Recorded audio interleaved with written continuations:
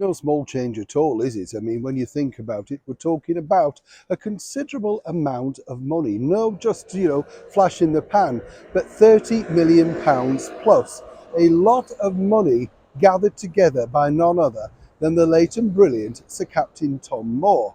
Now, as you remember, he was this very lovable guy that had done his bit already inside Britain's Second World War, but at the height of the pandemic, and as a bit of fun to keep exercising himself at that very ripe old age, decided to do laps round his garden. Very quickly in this social media world, it all thoroughly escalated. And quite frankly, it escalated beyond even his wildest dreams.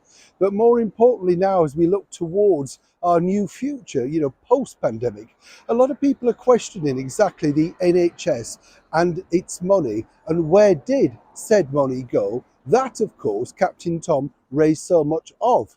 Now, as we know, there's been a big problem recently with his daughter, who managed to set up all sorts, allegedly, of charitable sort of things attached to his name, including merchandise, gin, books, you name it. But of course, she had a legal right.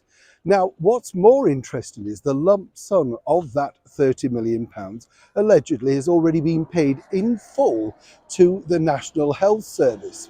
But it was this image, wasn't it, that really cemented everything.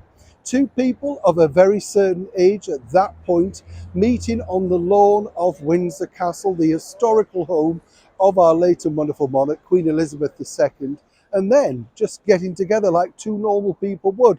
I love the touch, don't you, of the monarch just putting her bag down on the chair, or just a little bit of, knighting to do. I'll just leave the handbag there. No need for that now. And he looked delighted, and she looked delighted to meet him. Let's not forget, she'd said herself, this had been a particularly trying time. But then when you push forward a little bit further, and sadly during to the demise of Captain Tom, things took a turn for the worst. And more than that, actually, even it got worse, because really the NHS were holding back about certain elements of the money. And we were all informed that all said monies had been paid to the NHS in full. So naturally here on this show, we wanted to know exactly how well had Captain Tom's money been spent. You see, let's not forget, there's a lot of fat cats in the NHS. A lot of people are doing incredibly well out of said monies. But we were assured that all of these things were spent on considerable things that were needed, that had a certain affiliation to the late Sir Captain Tom.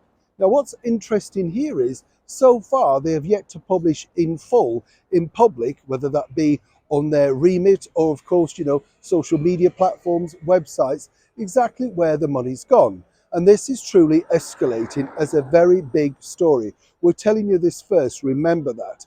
Now, what's interesting here is, if they don't come clean soon and say, well, who was in charge of distribution for the money, then this really will escalate. Because the bottom line is, he did it all in good faith.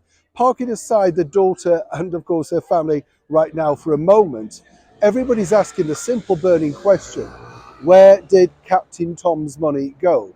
And so far, the National Health Service are simply holding back. They say it's a private matter because it was a charitable foundation. The public say that was our money, and we need to know exactly what happened to all of those millions of pounds that were donated to a service for the good of the people, charitable or not. I'm sure you'll all agree.